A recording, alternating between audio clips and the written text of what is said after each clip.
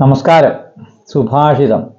ഭോഗേ രോഗഭയം കുലേ ച്യുതിഭയം വിത്തേ നൃപാലാദ്ഭയം മാനേ ദൈന്യഭയം ബലേ രിപുഭയം രൂപേ ജരായാഭയം ശാസ്ത്രേ വാദിഭയം ഗുണേ ഖലഭയം കായേ കൃതാന്താദ്ഭയം സർവം വസ്തു ഭയന്നിതം ഭുവി നൃണാം വൈരാഗ്യം ഏവാഭയം.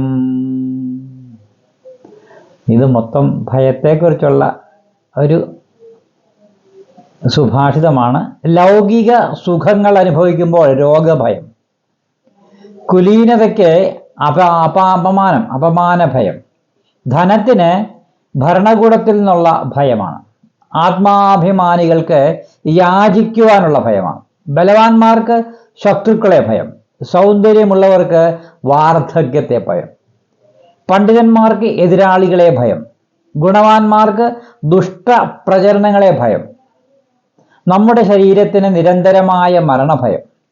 ഇങ്ങനെ ലോകത്തിൽ എല്ലാ വസ്തുക്കളും ഒരു തരത്തിലല്ലെങ്കിൽ മറ്റൊരു തരത്തിൽ ഭയത്തിന് കാരണമായിരിക്കുന്നു.